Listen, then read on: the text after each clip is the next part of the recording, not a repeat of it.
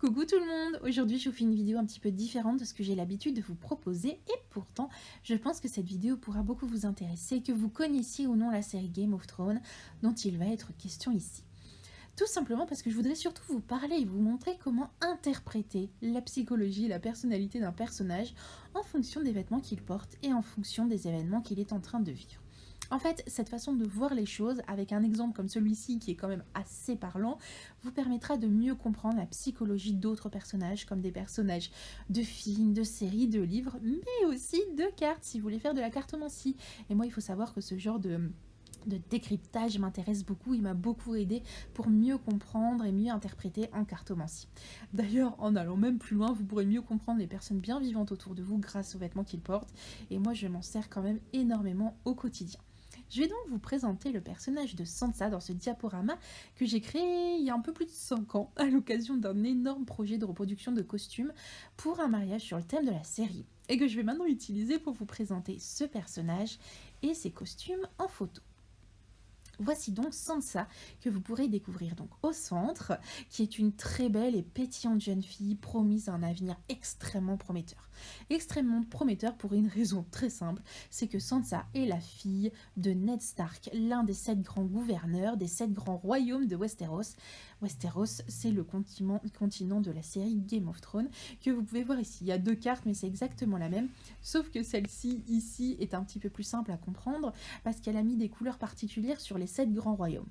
Pour résumer, il existe un continent que vous pouvez voir ici, tout en grand, qui est composé de 7 grands royaumes qu'on peut voir ici par ces différentes couleurs. Donc Sansa est la fille du gouverneur du Nord, ici, donc c'est une contrée quand même semblable à la Sibérie ou à l'Écosse, et donc il y fait plutôt froid, ça c'est juste pour la petite anecdote. En fait, Sansa, en étant la fille quand même du gouverneur d'un des 7 grands royaumes, ça fait d'elle un parti extrêmement important pour les futures alliances entre les royaumes du continent. En fait, avec cette position de première fille d'un gouverneur, elle est promise à un autre grand gouverneur, au futur gouverneur, mais aussi souverain d'un royaume, ce qui fera d'elle une reine, mais en plus de ça, l'une des reines les plus puissantes de tout le continent, parce qu'en fait, elle va forcément épouser l'un des 7 grands gouverneurs. Elle sait qu'elle va régner du coup depuis le premier jour de sa naissance et elle a été élevée de la sorte.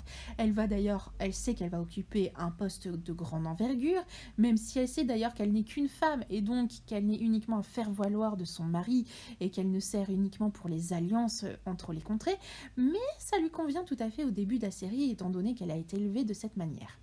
Elle veut uniquement avoir un bon mari, avoir un roi influent et devenir quelqu'un d'important. C'est uniquement ce qui lui importe, elle veut être heureuse et c'est à peu près tout.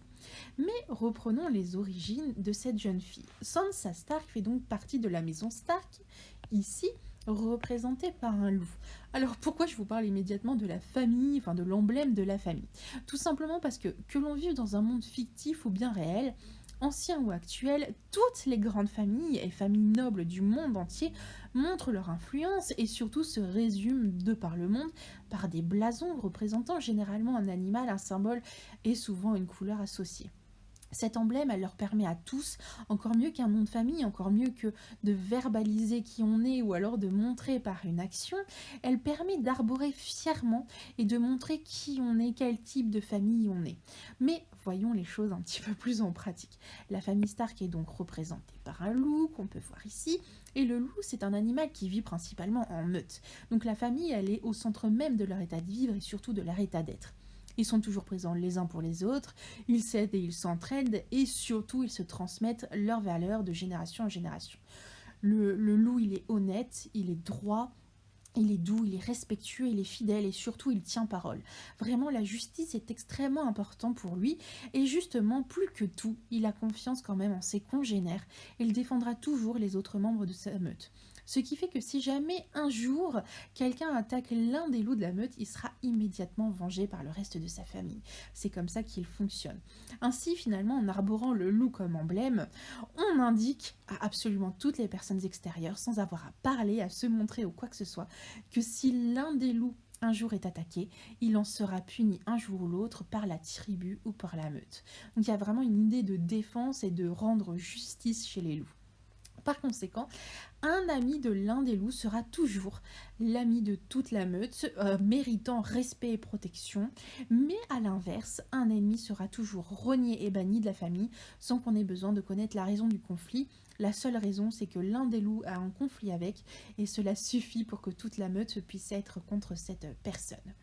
C'est exactement l'état d'esprit de cette famille et vous allez découvrir dans cette vidéo à quel point il est important ce blason et à quel point il correspond à la perfection à Sansa que l'on voit ici. Maintenant, si on va un petit peu plus loin, Sansa elle ne fait pas partie que d'une seule maison, même si elle est l'héritière de la maison Stark. Elle est quand même la fille de Catelyn Tully, qui a une maison représentée par un poisson et plus principalement une truite. Alors ça rappelle du coup le côté quand même de la truite, donc de l'animal qui nage, qui arrive à vaguer à travers les flots, que ce soit calme, plutôt mouvementé, mais surtout ça rappelle le côté émotionnel et intuitif qu'a sa maman. Et d'ailleurs Sansa, à chaque fois qu'elle aura besoin de sa maman, de repenser à sa mère, de repenser au côté féminin, de repenser tout simplement à l'amour, elle pensera à sa maman, à la maison Tully, et elle pourra porter de temps en temps des vêtements en rapport avec une truite ou avec un poisson. Donc voici un petit peu les origines de Sansa, et maintenant on va commencer les choses sérieuses. Voici donc réunie tout entier la famille Stark, réunie au complet, et donc on peut bien remarquer l'effet de meute, l'effet qu'a cette famille, parce qu'effectivement ils se ressemblent, on voit qu'ils font partie de la même famille, ils ont le même type d'uniforme, tout simplement parce que déjà ils sont habillés de la même manière. Ils possèdent donc tous une cape, ce qui n'est pas le cas de tous les personnages d'ailleurs qui se trouvent tout autour et dont on peut facilement reconnaître le fait qu'ils ne font pas partie de la famille, comme par exemple ces personnages ici. Donc eux, ils possèdent à peu près tous une cape.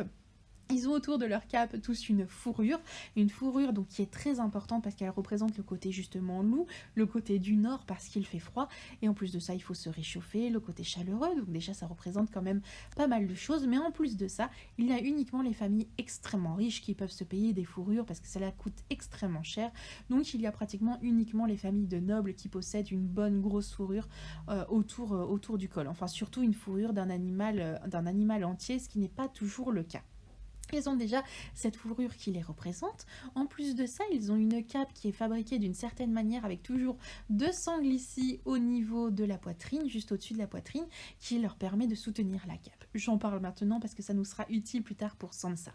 On voit que tous les garçons sont habillés de gris clair ou gris foncé, et on voit aussi que les filles, elles ont une sorte de gris clair légèrement bleuté. En fait, elle est légèrement bleutée tout simplement parce que la maman, ici, Catelyn Stark, a justement une maison qui fait penser généralement au bleu et vert. Donc du coup, les filles ont pris un petit peu cette couleur. Et d'ailleurs, la maman, elle porte des vêtements qui sont un petit peu plus verts. Et autour de son vêtement, elle a une petite broche en forme de poisson qui rappelle sa maison. Donc elle est quand même fière de montrer d'où elle vient, mais de montrer aussi qui elle est maintenant avec la même tenue que toute sa famille. Ce qui nous intéresse énormément de ce côté-là. Donc en fait, pourquoi cette famille est en train d'attendre tous ensemble, patiemment? Tout simplement parce qu'ils attendent l'arrivée du plus grand gouverneur, le plus grand souverain de tout le continent, qui vient tout juste de perdre son premier ministre, donc là, ce qu'on appelle la main du roi. Il cherche un nouveau premier ministre et il va venir le chercher dans le nord, en la personne de Ned Stark, donc le papa de Sansa. Sansa, elle va être très intéressée parce qu'elle se dit qu'enfin, elle va pouvoir rencontrer la famille royale et elle se dit que potentiellement, elle va peut-être pouvoir épouser bientôt le petit prince qui a le même âge qu'elle et qui, somme toute, quand même, est un parti très intéressant. Mais avant de vous présenter cette rencontre entre Sansa et ce jeune homme, parlons un tout petit peu de cette famille. Déjà, voici la famille réunie au complet. Bon, la photo ici, elle a été rajoutée, mais il faut savoir que le personnage est sur la même scène, mais juste à côté. Je ne pouvais juste pas le loger dans la même photo, mais il faut savoir déjà que quand on regarde cette famille, on n'a pas du tout l'impression qu'il s'agit d'une famille, en tout cas pas d'une famille unie. Rien que par leurs vêtements, on peut découvrir qu'ils sont totalement différents, ils n'ont même pas les mêmes couleurs les uns les autres, on voit qu'ils sont habillés avec des formes de vêtements différents. Ici, on a quand même 2 enfants, mais ils nous intéressent un petit peu moins que les autres. Bref, il y a une certaine forme de disparité. Mais bon, on va laisser ça de côté, vous allez très vite comprendre pourquoi ils sont habillés différemment. On va faire une petite interprétation, ça va aller très vite. Tout d'abord, Le roi fait partie de la maison Baratheon qui est représentée par un cerf ici, et pour montrer le fait qu'il est le souverain des 7 grands royaumes, a été ajouté sur sa bannière une couronne ici autour du cerf pour montrer qu'il est finalement le chef des 7 continents, des 7 royaumes pardon, du continent. Il a du coup une couronne en forme de bois de cerf, et en même temps cette maison elle arbore la couleur dorée que lui, il arbore sur ses épaules, sur tous ses embellissements, mais aussi sur ses vêtements. Donc il a beaucoup de doré sur ses vêtements. Ses enfants en ont un petit peu moins, ils en ont un petit peu, mais un petit peu moins. Il y a vraiment beaucoup moins de doré, et sa femme est quand même habillée de doré avec une couronne en forme de cerf. Donc on pourrait se dire finalement que elle fait quand même partie de la maison des cerfs. Mais pourtant, la première chose que l'on voit chez cette femme, c'est cette grande cape qu'elle a mis juste devant ses bras pour bien le montrer à tout le monde, avec des dessins dessus de grands lions rugissants qui représentent tout simplement la maison de son enfance, la maison Lannister, sa maison d'origine, qui est représentée par la couleur rouge et par le fameux lion. Ça, c'est très important parce que du coup, normalement, comme quand une femme épouse un homme, elle doit quand même représenter principalement la maison de son homme. C'est très très très important parce qu'en fait, une femme est un faire-valoir, elle est, c'est bête à dire, mais c'est un panneau publicitaire. Donc normalement, elle doit arborer la maison qu'elle admire. Mais malheureusement, on le découvre tout de suite, si elle ne s'habille pas comme ça, si elle n'aime pas cette maison, elle va arborer donc sa maison d'origine. Donc on voit immédiatement qu'elle n'aime pas du tout son mari. Et ça va être l'origine d'énormément de choses. Donc voilà, ça c'est le tout début de l'histoire, on a les deux familles. Et donc on arrive maintenant au moment où Sansa rencontre ce petit prince. Parlons encore une fois des vêtements de ce petit prince. Donc le petit prince est l'héritier de la maison Baratheon. Donc normalement c'est le premier fils, donc c'est celui qui normalement va avoir la couronne sur sa tête. Hop, je fais une petite couronne. Il devrait avoir sa couronne, il devrait être prince. Et donc là Sansa elle se dit waouh, je vais pouvoir peut-être épouser ce petit prince. Ça serait génial parce que en plus de ça, il vient de la plus grande maison qui puisse exister. Donc Sansa est juste très heureuse.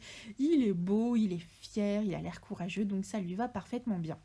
Par contre, on peut remarquer quelque chose d'intéressant, c'est que ce petit roi là, il est habillé en rouge. Il est tout le temps habillé en rouge, il y a un petit peu de doré, hein, certes, hein, mais il est tout le temps habillé de rouge.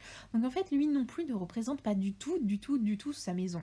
Et en fait, on va aller le savoir très rapidement, le comprendre très rapidement, parce que c'est quand même l'origine du problème.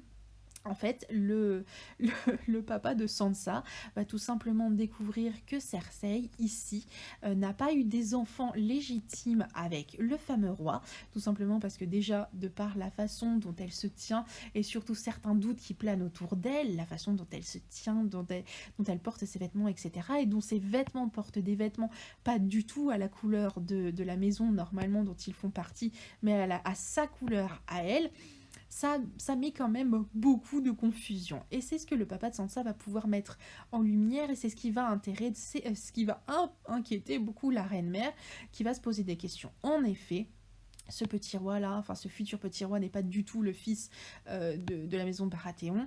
En fait, il faut savoir que la reine-mère, donc ici, elle a eu une relation incestueuse avec son frère jumeau. Il faut savoir donc que cette personne-là a 2 frères, un frère qui est nain et un frère jumeau. Le frère nain, elle le déteste, et son jumeau, elle l'aime passionnément, et elle a eu donc les 3 enfants avec lui. D'ailleurs, ce qui montre bien quelque chose d'intéressant, c'est que les doutes planent tout simplement parce que tous les enfants sont blonds, comme la reine, mais par contre le roi, lui, est brun. Donc on a vraiment quelque chose qui, physiquement, ainsi que par les vêtements, nous indique déjà que l'enfant n'est pas légitime, et qu'en plus de ça, il est incestueux, vu qu'il porte uniquement les vêtements de la maison dont il provient, tout simplement parce que le père et la mère sont tous les deux de la maison rouge, de la maison Lannister et de la maison des lions. Mais ça, Sansa, elle ne le sait pas.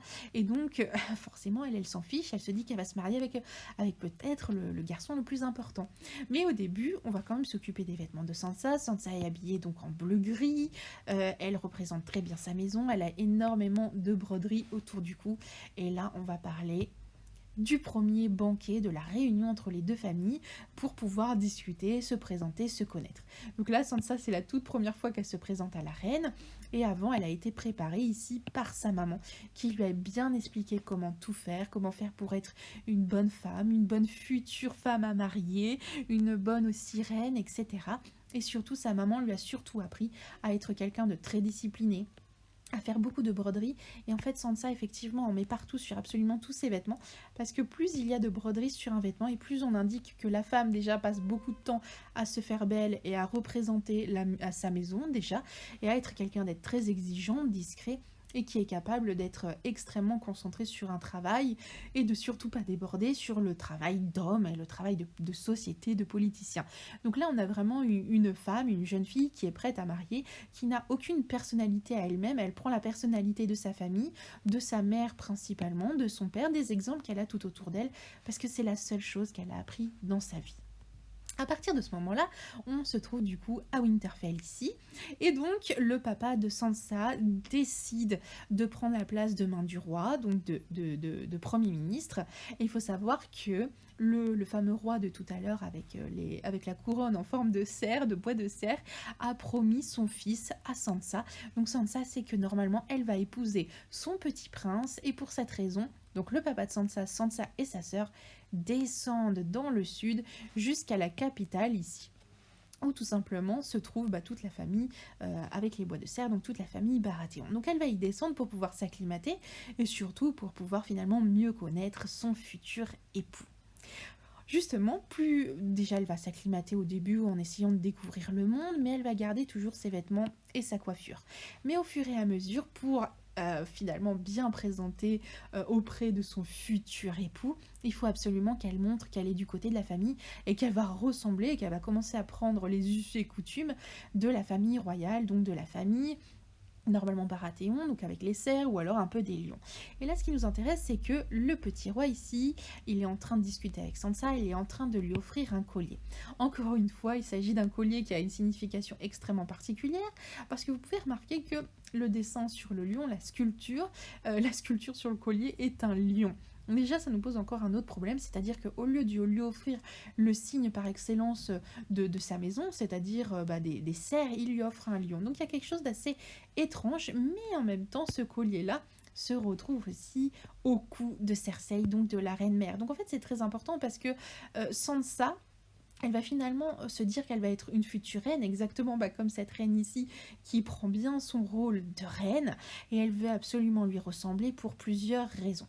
Tout d'abord, elle veut lui ressembler parce que elle n'a plus de mère pour le moment. Sa maman, elle est dans le pays du Nord, Sansa est dans le Sud, elle est toute seule, il n'y a que son papa, et donc la seule version féminine et la seule version de mère qu'elle peut trouver autour d'elle, c'est tout simplement la reine.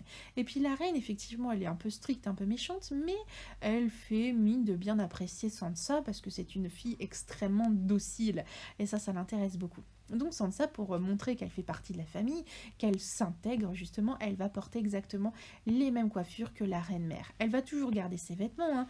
On voit qu'elle garde ses vêtements, mais par contre elle va ressembler à la reine-mère de plus en plus. Elle va continuer aussi énormément les broderies pour montrer qu'elle est quelqu'un d'extrêmement assidu et qu'elle est capable de suivre les règles qu'on lui donne tout simplement. Donc elle montre de plus en plus qu'elle est faite pour faire partie de cette famille, et elle montre tout simplement qu'elle est en train de se transformer en un des membres de la famille. Petit à petit, Sansa, elle continue à broder pour montrer de plus en plus sa valeur. Donc lors des représentations, elle commence à se représenter avec des vêtements extrêmement brodés partout. Il y en a vraiment de plus en plus, qui montrent qu'elle est quand même quelqu'un qui travaille beaucoup, mais vraiment dans l'ombre. Mais en plus de ça, elle commence à arborer énormément de petites fleurs. Donc elle a des petites fleurs et des petites roses un petit peu partout, qui montrent en fait que c'est une jeune fille justement frêle, douce, gentille et absolument pas dangereuse, bien évidemment. Ce qu'il se passe maintenant, c'est que malheureusement, à cause de plusieurs événements, il y a une sorte de fracture, il y a un rebondissement. Il se passe deux choses. Le roi est mort malheureusement lors d'une balade à la chasse. Il meurt. Et ce qu'il se passe, c'est que du coup, c'est la reine qui va prendre la régence. Donc elle ne va pas devenir vraiment reine pour diriger le royaume, parce que tout simplement, elle a un fils qui va prendre sa place. Mais par contre, comme il est un peu jeune, c'est quand même elle qui va s'occuper de pratiquement tout avant qu'il ait l'âge de pouvoir régner. Donc là, la reine, elle est super heureuse parce que elle veut pouvoir faire un peu tout ce qu'elle veut faire, et elle va essayer d'éliminer petit à petit tous ses ennemis. Et comme je vous l'ai dit tout à l'heure, il faut savoir que le papa de Sansa, il a des doutes donc sur cette reine ici, et qui est placée aussi ici de dos, je vous explique ça tout de suite. Il a des gros doutes, et en fait il lui a très clairement dit qu'il sait très bien que son fils n'est pas le fils du roi, et donc n'est pas l'héritier. Et donc Cersei essaye, donc la Cersei c'est la méchante reine, essaye de s'en débarrasser. Elle va le traiter du coup de traître pour une raison ou pour une autre, et en fait ce qui va se passer, c'est qu'elle va entrer du coup en confrontation avec Sansa. Sansa qui est sa fille, donc du coup elle va demander à Sansa de quel côté elle est, si elle est plutôt du côté de son père ou plutôt du côté de la famille royale tout simplement. Alors Sansa elle est très naïve, elle ne sait pas quoi faire, il n'y a plus son père ni sa mère à côté d'elle, elle est toute seule, elle est vraiment dans une situation extrêmement complexe, et elle se dit que si elle se met du côté de son père qui est quand même potentiellement un traître, elle risque d'être traitée de traîtresse aussi. Donc ça peut poser des problèmes en allant au pire jusqu'à l'emprisonnement et potentiellement la mort. Donc du coup Sansa, elle doit vraiment marcher sur des œufs, elle doit être très douce, etc. Mais elle veut aussi sauver son père. Donc elle se dit que pour pouvoir sauver son père, elle va se mettre du côté de la reine, lui dire qu'elle la croit, mais qu'elle aimerait pouvoir défendre son père. Et donc là, en fait, Cersei, donc la méchante reine, elle va vraiment énormément jouer dessus. Et Sansa, surtout, elle se dit qu'elle a deux choix dans la vie, tout simplement. Si elle se met du côté de son père, elle risque énormément, enfin, elle risque vraiment énormément. Tandis que de l'autre côté, si elle se met du côté de la famille royale, elle peut rester en bonne posture, elle peut ne pas avoir de problème au niveau des 7 royaumes, il n'y a pas de problème au niveau des alliances, elle va rester en bonne posture et elle peut potentiellement sauver son père. Elle va donc plaider pour lui ici, c'est pour ça qu'elle supplie au sol. Elle vient voir donc la reine, ce n'est pas la bonne photo mais vous allez comprendre pourquoi, elle vient voir la reine ici pour lui demander que son père soit tout simplement pardonné et qu'il ne soit pas décapité, parce qu'en fait on lui promet la mort. Si c'est un traître, il a normalement la peine de mort. Et donc là on voit totalement que Sansa a changé de façon d'être et surtout changé de façon de se vêtir. Tout d'abord, elle commence à prendre exactement les mêmes vêtements en forme de kimono que Cersei. Alors Sansa garde les mêmes couleurs que d'habitude, un bleu vert gris comme d'habitude.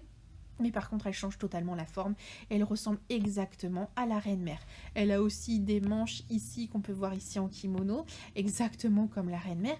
Donc vraiment, elle lui ressemble un maximum pour lui dire « Je suis de votre côté, vraiment, moi je suis prête à tout pour être de votre côté. Par contre, effectivement, je supplie pour que vous puissiez relâcher mon père. » Donc elle veut vraiment s'intégrer de plus en plus. Elle prend exactement exemple sur la reine-mère. Et en plus de ça, elle va toujours arborer des broderies, on en trouve une ici, qui sont en fait des petites libellules. Donc en fait, elle a totalement abandonné l'idée des fleurs. Les fleurs, c'est fini, elle se rend compte qu'elle n'est pas une petite fleur fragile, ou alors que tout simplement elle était détruite. Donc elle a abandonné les fleurs pour passer à la libellule. Et la libellule, c'est le nom que lui donne la reine. Elle l'appelle tout le temps ma petite libellule.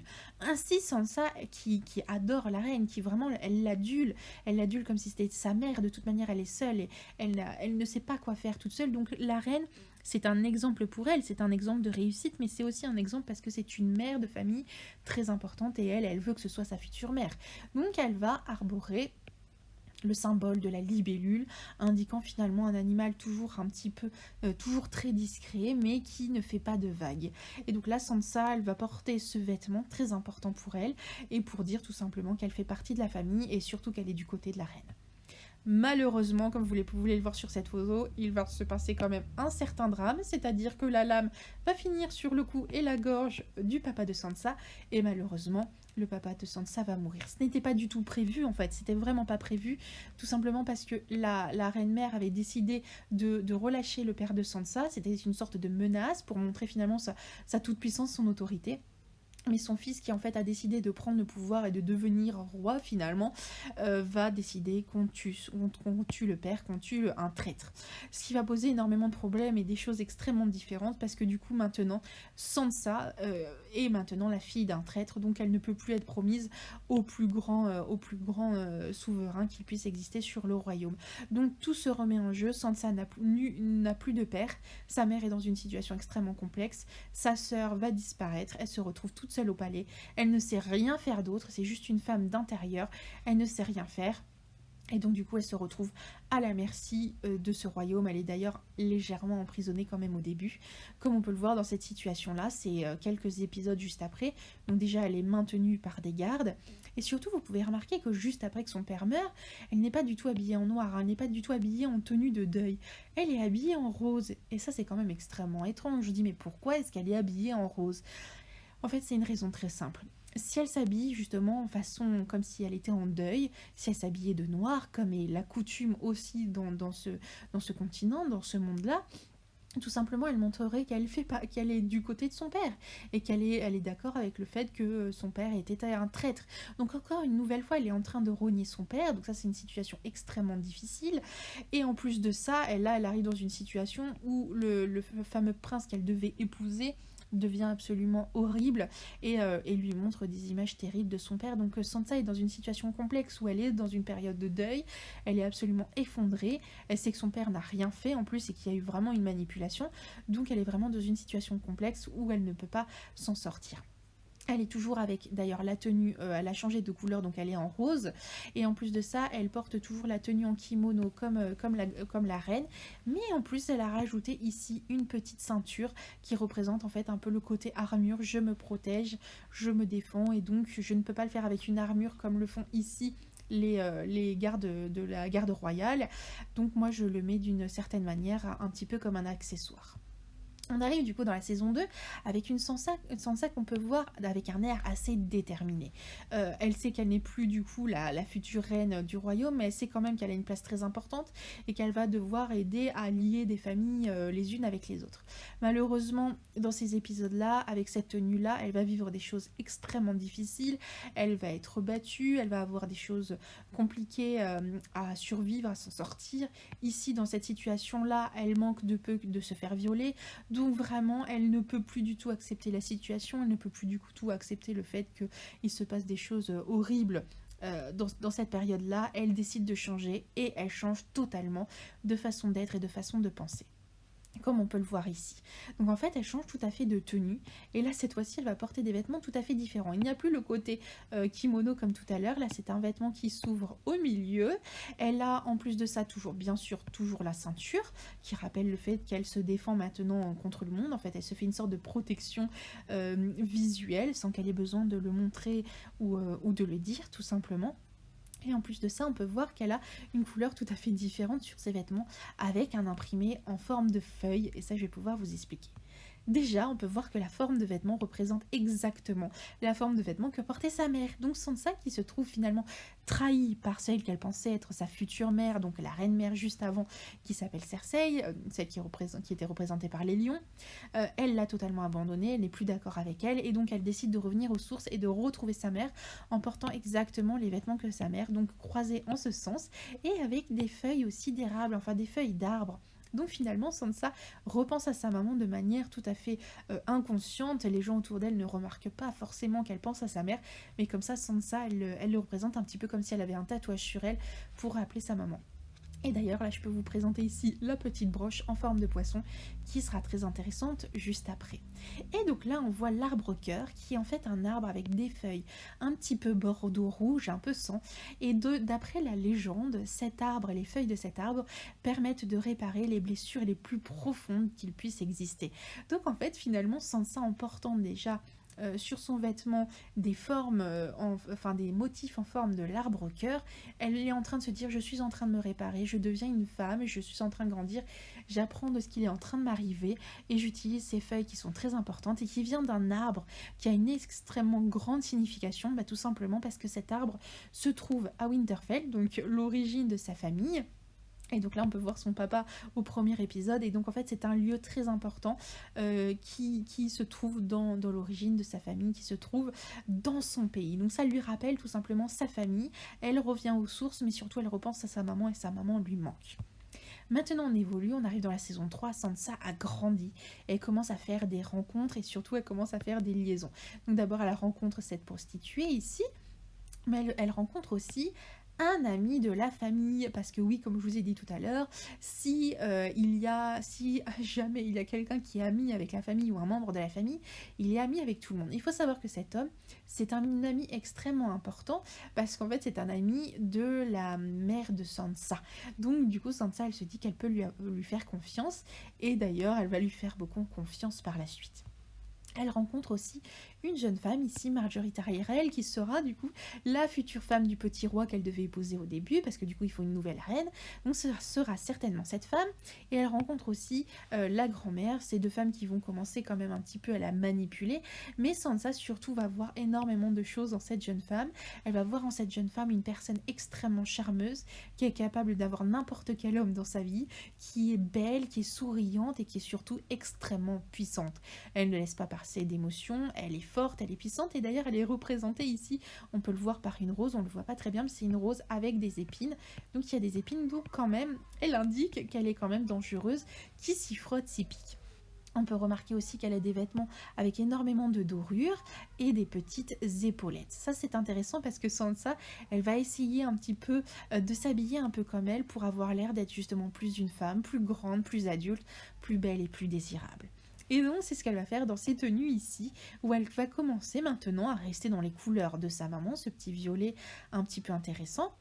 Et elle va en même temps mettre énormément de dorures et d'embellissements comme ça sur ses vêtements pour montrer qu'elle est une femme. D'ailleurs, elle a changé de coiffure. C'est une coiffure un petit peu plus stricte et qui fait beaucoup plus adulte. Il n'y a plus les ondulations de vagues dans ses cheveux.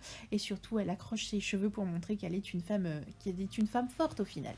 Elle a quand même malgré tout récupéré des petites broches ici qu'elle trouve aussi sur son vêtement en forme de libellule, donc il y en a 2 à chaque fois, parce que finalement elle reste quand même du côté de la reine-mère. Ça veut dire que malgré tout, même si elle s'en éloigne, elle reste un petit peu proche d'elle et elle a besoin de montrer qu'elle reste proche d'elle.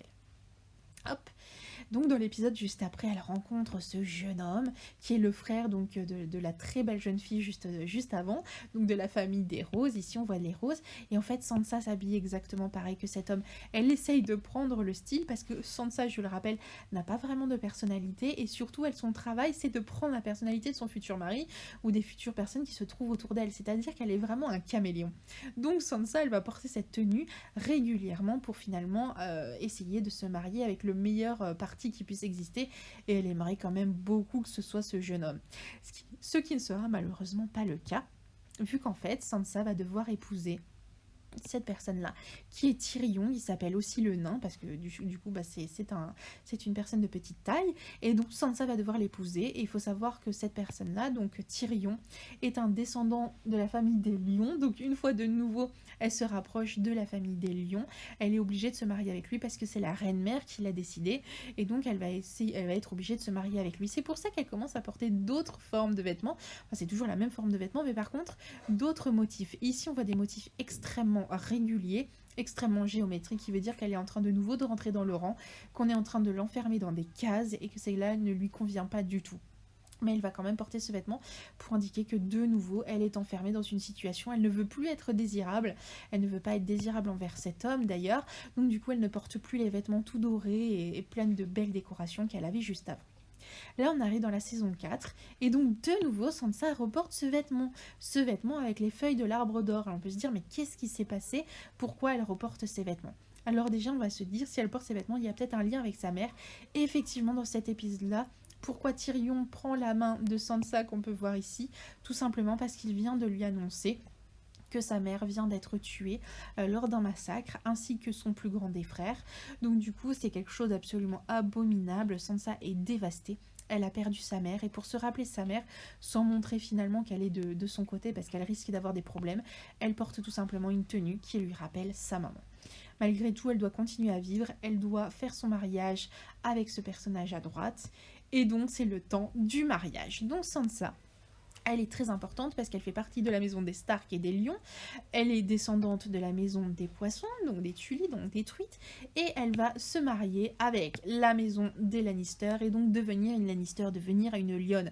Ce qui d'ailleurs ne lui correspond quand même pas beaucoup. Une lionne, c'est pas quelque chose qui lui correspond. Elle n'est pas quelqu'un qui a cette énergie de lionne. Et pourtant, elle va devoir prendre ce rôle très important. Et donc voici Sansa dans sa fabuleuse et incroyable robe de mariée. C'est une robe qui est absolument magnifique, somptueuse. C'est certainement l'une des plus belles robes de mariée qui puisse exister dans Game of Thrones. Et c'est d'ailleurs la plus imposante, la plus grande qui puisse exister dans la série. Il n'y en a pas d'autres qui soient aussi imposantes, qui prennent autant de taille, autant de place et qui a une aussi longue traîne. Donc vraiment, en fait, ça représente, sa robe, elle va représenter exactement dans quel état d'esprit Sansa est. C'est-à-dire qu'elle est dans une tenue qui est absolument inconfortable, qui ne lui permet pas d'avancer, qui est lourde, qui la traîne, qui l'empêche de bouger. D'ailleurs, elle est obligée de tenir sa robe pour monter les escaliers. Enfin, vraiment, elle est empêchée. C'est une place qu'elle va occuper de très grande envergure, parce que malgré tout, du coup, c'est la deuxième plus grande famille de tout le continent qu'elle est en train d'épouser. Donc, c'est quelque chose qui est très lourd pour elle, très difficile, et surtout, elle n'en a pas envie. Et cette robe représente parfaitement son état d'esprit. Le fait que ce soit quelque chose qui l'empêche d'avancer, c'est une entrave. Ce mariage est une entrave à sa vie, la vie qu'elle avait toujours rêvée. En plus de ça, au lieu d'être accompagnée par son père qui est donc précédemment mort, elle est accompagnée par le petit roi qui du coup a fait de sa vie un enfer en plus et qui a fait que son père est mort. Donc c'est encore plus difficile de remplacer son père par finalement la personne qui l'a tué. Donc dans cette situation-là, Sansa, elle va épouser donc Tyrion, qui est bien habillé en rouge. Donc on voit bien qu'il fait partie de la maison des Lions, des Lannister, et il porte dans ses bras une cape qu'on peut voir ici, et qu'il va lui mettre sur son dos. Là, on la voit sur son dos. Il faut savoir que sur la cape est représenté deux énormes lions, donc qui représentent la maison de Tyrion, donc ce personnage qui va épouser Sansa. Alors c'est très intéressant parce qu'en fait la cape, elle a vraiment une imagerie de finalement comme un petit peu, on va faire une comparaison avec une alliance, comme avec une bague de fiançailles, une bague de mariage.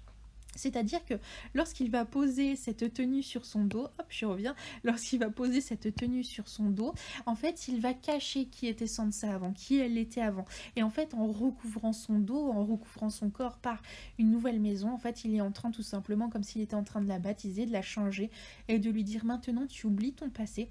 Et maintenant, tu deviens ma femme. Et donc, tu représentes cette maison qui est très importante pour moi. Donc en fait c'est une demande en mariage et c'est une symbolique extrêmement puissante parce qu'en ayant une cape qui recouvre qui elle est, qui recouvre totalement qui elle est, ça représente le fait qu'elle oublie sa famille d'avant et qu'elle passe totalement à autre chose. Et donc là on va regarder quand même quelque chose de très intéressant dont je vous ai parlé au tout début et qui réapparaît ici. C'est ici ces croisés, ces sortes de sangles qui vont être l'élément majeur de cette robe de mariée absolument fabuleuse.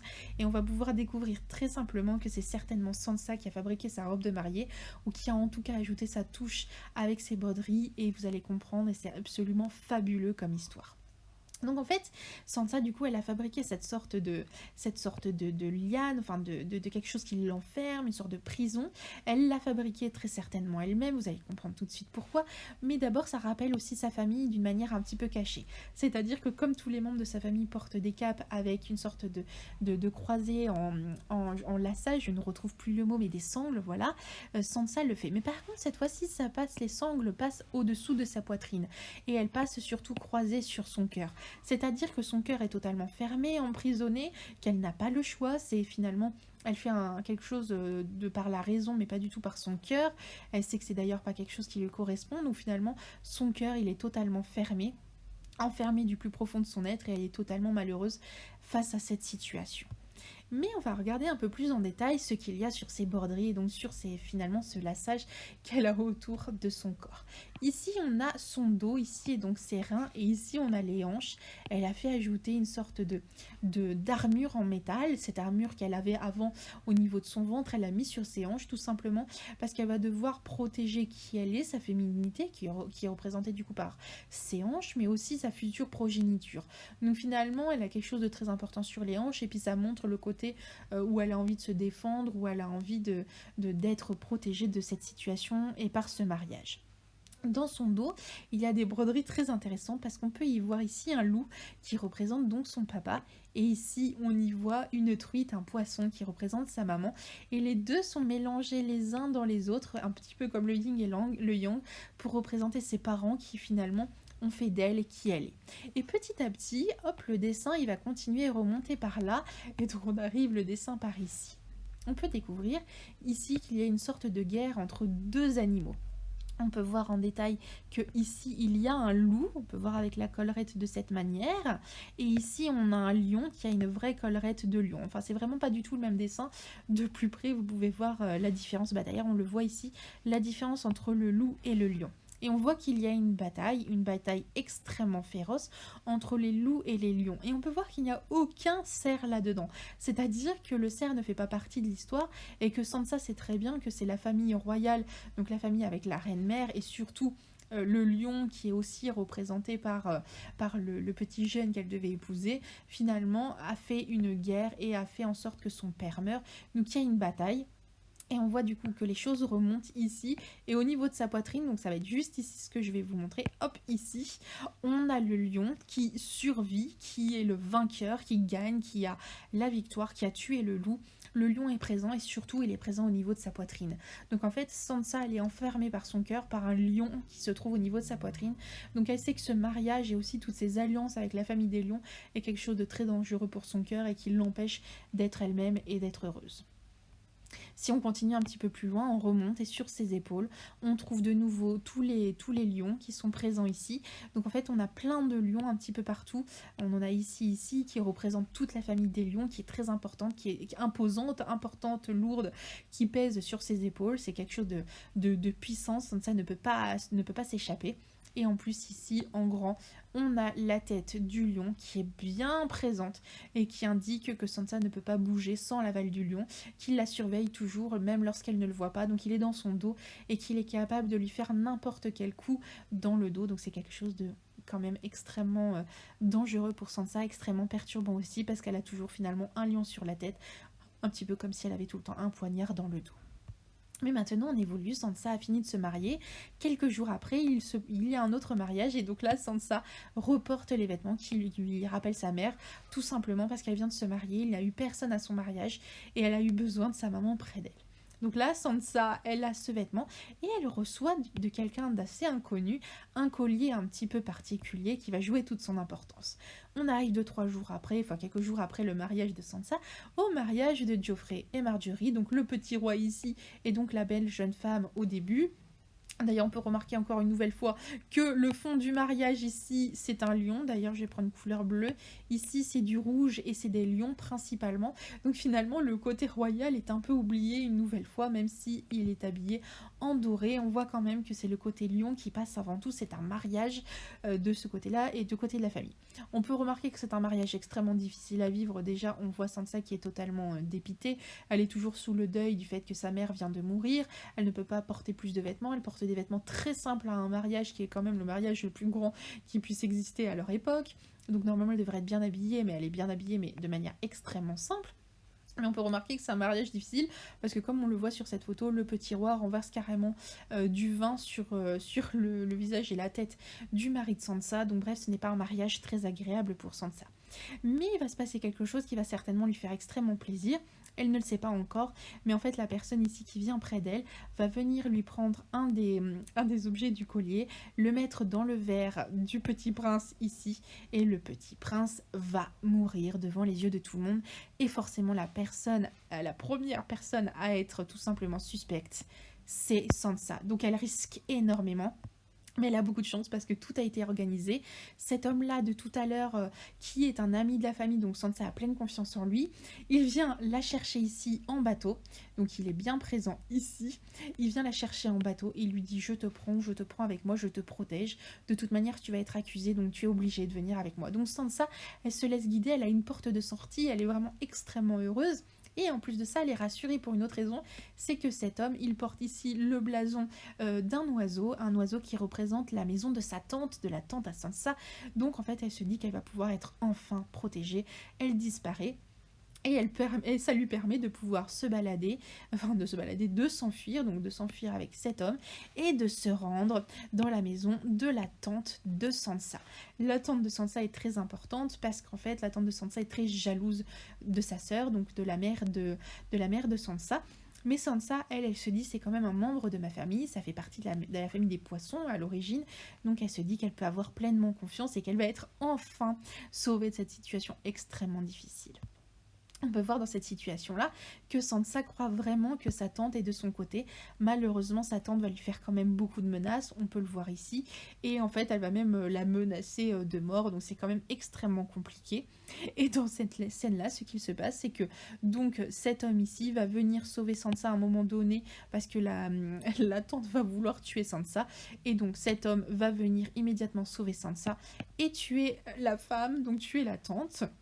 Ce qui fait que du coup cet homme devient, en ayant tout simplement épousé cette femme, donc en fait il l'a épousée, il devient l'héritier de ce royaume, donc le royaume des Ériés qui se trouve donc beaucoup plus au nord, qui se trouve dans le domaine principalement représenté par des oiseaux. Là, du coup, Sansa, finalement, elle a été trahie dans sa vie par peut-être toutes les femmes de sa vie, à part sa mère. Donc, elle est totalement désarçonnée, elle ne sait plus quoi penser. Et elle se dit, à partir de maintenant, je ne deviens plus comme les femmes que j'ai admirées, je ne les représente plus, je ne m'habille plus comme elles, je ne prends plus exemple sur elles. Et Sansa va devenir une nouvelle personne. Très simplement, elle va totalement changer de vêtements, comme elle ne l'avait jamais fait jusqu'à présent. Et ce qu'elle va faire, c'est qu'elle va prendre les vêtements qu'elle avait à sa disposition, parce qu'elle n'a pas d'autres vêtements. Elle va prendre la petite robe violette qu'elle avait au mariage de Geoffrey du Petit Prince et de Marjorie, et elle va le teindre en noir. Elle va teindre tous ses vêtements en noir, et surtout, elle va teindre ses cheveux en noir. En fait, elle renie un petit peu sa famille, parce qu'elle a toujours été rousse, elle est reconnaissable en rousse, donc déjà, ça peut être dangereux de la reconnaître par sa rousseur, mais en plus de ça, elle se dit qu'elle veut totalement changer, elle en a marre et elle veut passer à autre chose, elle se teint les cheveux en noir. En plus de ça, ce qu'elle va faire, c'est qu'elle va aussi récupérer énormément d'éléments qui se trouvent autour d'elle. Et comme elle est dans un endroit qui possède énormément d'oiseaux et beaucoup d'oiseaux noirs, elle va prendre toutes les plumes qu'elle dispose autour d'elle et faire des sortes d'épaulettes, ici qu'on voit un petit peu plus précisément et un petit peu ici, ce qui montre finalement que elle a les épaules pour pouvoir porter qui elle est. Donc ça, c'est une première chose. Elle montre qu'elle est une femme importante, qu'elle a les épaules pour, mais aussi qu'elle prend son envol, qu'elle est en train de s'envoler. Donc le côté des ailes, le côté des plumes est très intéressant, elle prend sa liberté, elle devient qui elle veut être. Et elle rajoute en plus énormément de plumes sur sa poitrine, c'est-à-dire qu'en plus sa poitrine s'est formée, elle a du coup une liberté au niveau de sa féminité, et en plus de ça, elle va arborer des décolletés. En fait, elle va malgré tout continuer un petit peu à prendre exemple sur la seule femme qui a été un peu gentille et qui a pu l'aider sur ces derniers temps, c'est-à-dire Marjorie, la jeune femme très belle qui avait de grands décolletés et des épaulettes. Donc vraiment, elle va quand même prendre exemple sur d'autres personnes, elle va ajouter des plumes, du noir, et en plus de ça, elle va prendre des éléments qui se trouvent autour d'elle, comme par exemple cette chaîne qu'elle va mettre autour du cou, qui représente finalement un petit peu une laisse, parce qu'en fait, elle a toujours cru qu'elle en avait un avenir extrêmement prometteur, vu qu'elle était elle faisait partie d'une famille de la noblesse, donc quand même très important pour elle. Mais en plus de ça, elle se rend compte qu'elle elle est enchaînée par la situation. Au lieu d'avoir un avenir hyper beau, elle a un avenir extrêmement difficile. Elle est enchaînée dans cette situation. Et à cause de son statut, elle ne peut pas être qui elle veut être. Donc ça, c'est très compliqué pour elle. Malgré tout, elle fait passer cette chaîne dans une sorte d'anneau qu'on peut voir ici. Un anneau avec un trait au milieu. Ce qui représente que l'anneau, il y a un côté cyclique. Elle se dit, c'est bon, je viens de passer un cycle, je passe à autre chose. Mais il peut effectivement y avoir des sortes d'obstacles et d'embûches qui sont représentés par ce trait en plein milieu de son collier. Donc elle a ce collier, et en plus de ça, elle repense à une femme très importante dans sa vie. C'est sa petite sœur qui finalement, elle avait beaucoup dénigré avant, qui était très rebelle et qui avait tout le temps une épée. Et donc Sansa va récupérer une sorte de pique qu'elle va garder tout le temps dans sa main. On peut voir ici une pique, une sorte de broche, et elle va l'utiliser comme une forme d'aiguille, parce que son pouvoir, c'est l'aiguille, et donc c'est le vêtement, mais ça lui rappelle aussi l'aiguille de sa sœur, qui est donc son épée pour pouvoir se battre. Donc malgré tout, Sansa, même en devenant quelqu'un d'autre, elle rajoute toujours des touches, des personnes importantes pour elle. Ensuite, les choses avancent, et en fait, elle se lie encore plus avec cet homme-là, qui du coup est l'héritier d'une famille importante, qui est l'héritier donc de la famille des oiseaux. et vous pouvez remarquer qu'ils sont habillés exactement de la même manière. C'est-à-dire qu'elle garde les cheveux noirs, elle reste habillée en noir, mais elle s'habille comme cet homme parce que ça permet de passer inaperçu. Et puis surtout, c'est l'homme qui l'a sauvée. Il l'a sauvée, il lui a permis de se sauver de plusieurs situations, de se sauver de son mariage, mais aussi de se sauver de toute la région du royaume qui était horrible avec Sansa, mais aussi de la sauver de sa tante qui voulait la tuer. Donc vraiment, c'est un homme très important pour Sansa, et elle a totalement confiance en lui.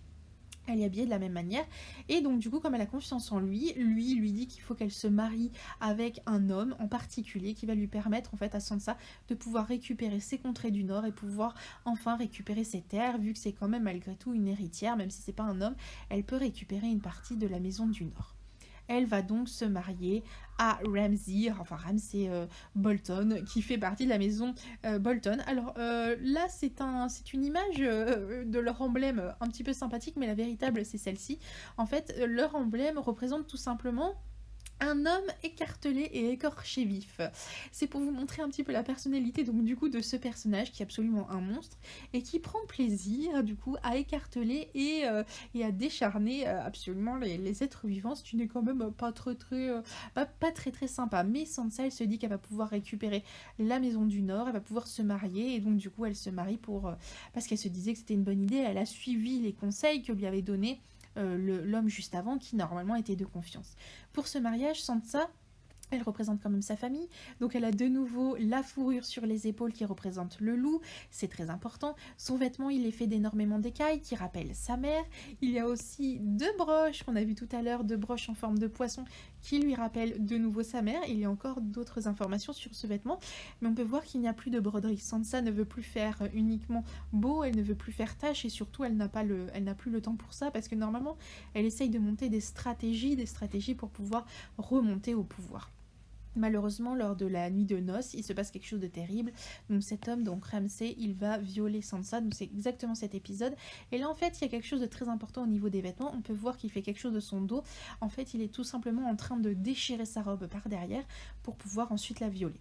En fait, ce qui est très important dans ce vêtement, c'est qu'il a été construit de cette manière, c'est-à-dire qu'il y a les deux vêtements et ensuite il y a des croisés. C'est quand même assez simple, à peu près comme un corset.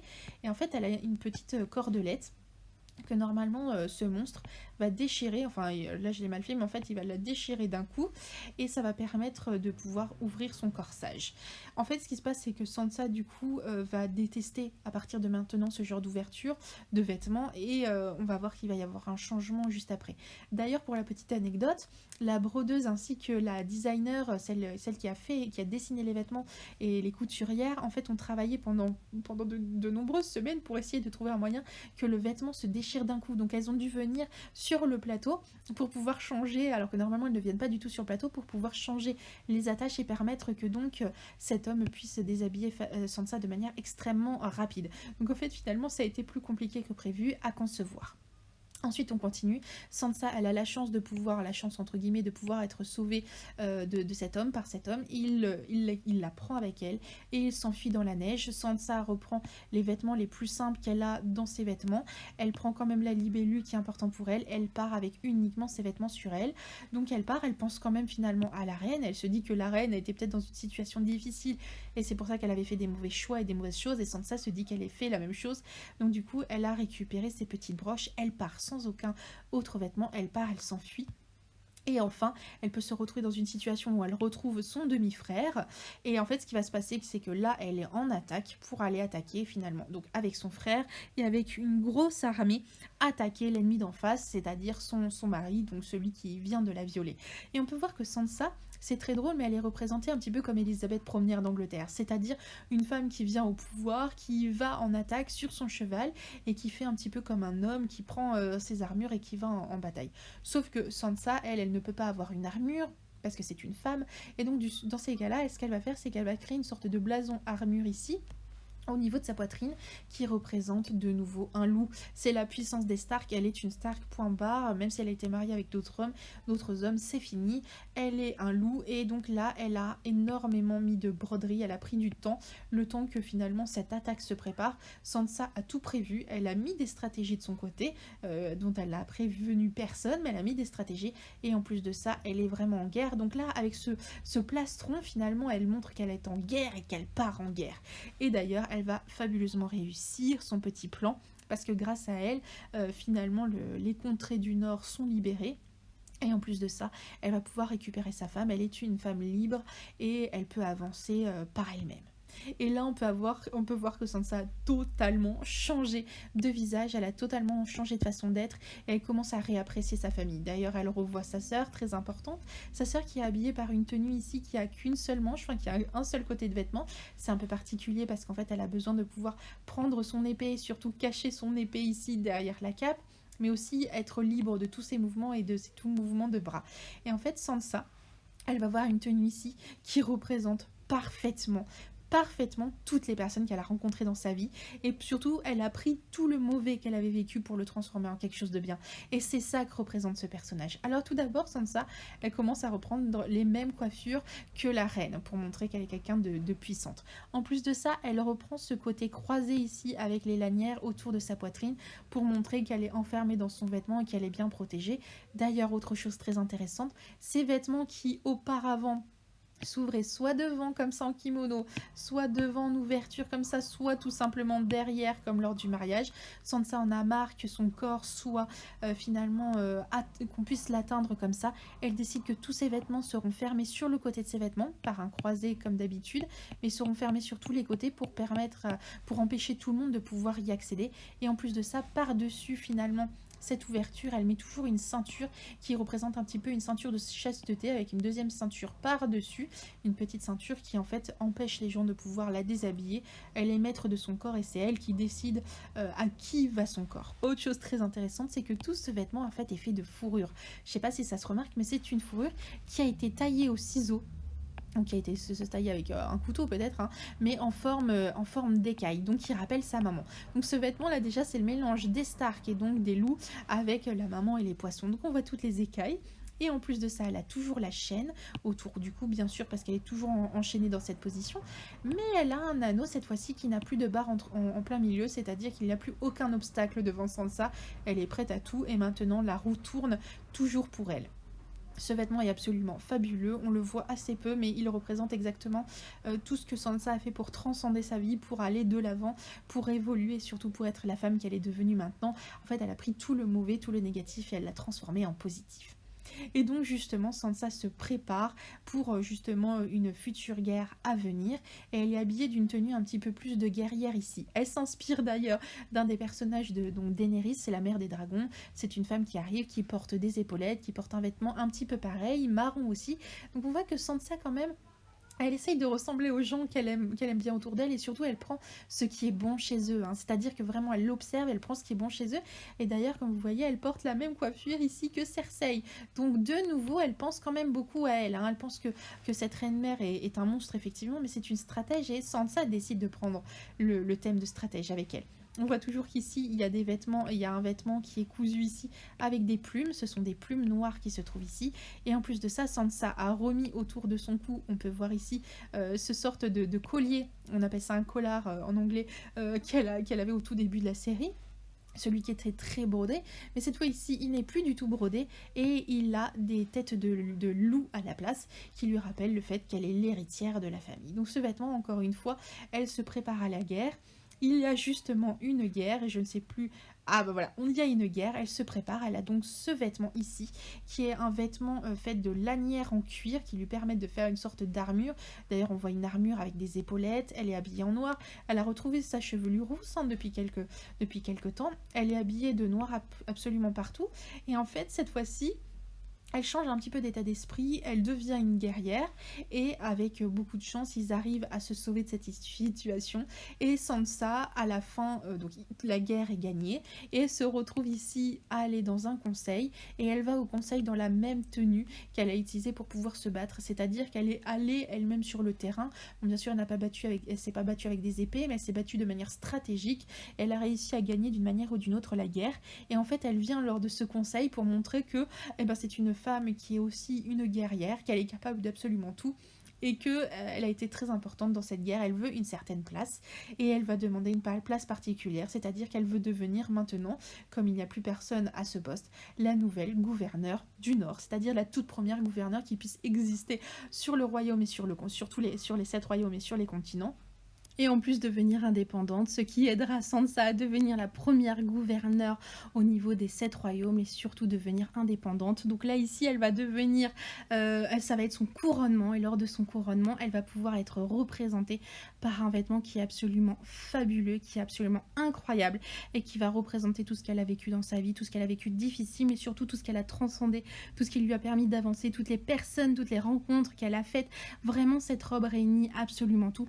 À commencer tout d'abord par la base de sa robe qui est le tissu. On commence par le tissu et en fait c'est drôle mais en fait c'est le tissu exactement le même que portait Marjorie lors de son mariage. Il faut savoir que dans la série elle n'a pas pu obtenir ce tissu bien évidemment, mais en fait il faut savoir que dans les backstage, ils n'avaient plus assez de budget pour payer d'autres tissus et ils ont utilisé le même tissu que de Marjorie pour faire la robe de Sansa. Ça leur permettait de faire des économies et aussi d'un autre côté, ça fait un petit clin d'œil pour Sansa qui finalement porte la robe de la féminité, qui porte finalement toutes les valeurs que représentait cette femme, c'est-à-dire la féminité, la grâce, la beauté et surtout c'est cette personne qui a aidé Sansa à devenir grande, à grandir et devenir une femme. Donc c'est un petit rappel pour commencer. La deuxième chose, c'est que Sansa ici sur ce bras, elle a un bras avec une manche extrêmement longue. C'est une demi-manche qui lui rappelle donc du coup la demi-manche de sa sœur qu'on a vue tout à l'heure, donc très importante, qui lui rappelle énormément sa sœur, sa volonté, sa hargne, etc. D'ailleurs, ici, on ne le voit pas en détail, mais il y a toujours la petite chaîne avec la petite aiguille qui rappelle aussi l'épée de sa sœur. Donc vraiment, ce côté-là lui rappelle sa sœur, très important. Et en fait, elle a quand même le bras qui est un peu libre et qui d'ailleurs est décoré absolument partout sur cette manche ici là, en fait tout simplement des feuilles de l'arbre de cœur qui indique le nombre de fois où justement elle a vécu des choses difficiles. Donc à chaque fois qu'elle a eu besoin de se réparer, elle a dessiné une feuille, elle a plutôt brodé une feuille de l'arbre de cœur pour représenter toutes les blessures qu'elle a vécues dans sa vie, qui l'empêchent quand même de marcher, hein, ça l'empêche de marcher et d'avancer, mais elle arrive à avancer parce qu'elle a mis sur une partie de son corps et le reste est plutôt libre. Donc il n'y a qu'une seule partie de son corps qui est lourde et l'autre est plutôt libérée.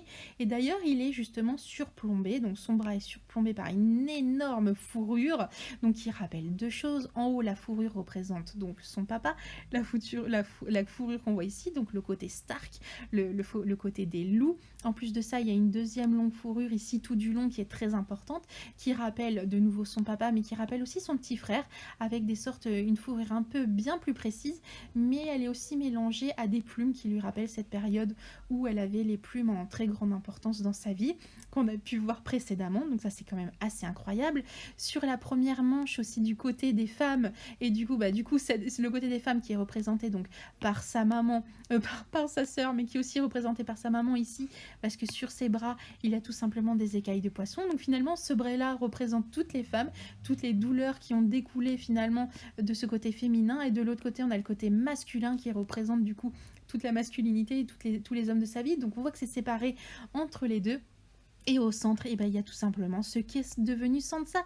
C'est devenu une guerrière maintenant. Elle a tout simplement une armure qui montre qu'elle a fait la guerre, qu'elle est prête absolument à tout, à défendre sa famille, sa région, à défendre son peuple. Donc très important. Et pour finir, il y a ici tout en haut une couronne avec deux loups qui représentent son frère qui aurait aussi dû être tout simplement l'héritier et qui aurait dû être le gouverneur et le souverain. Et pour finir, elle a ici au niveau de son col des broderies qu'elle faisait quand elle était toute petite, donc ça lui rappelle aussi qui elle est.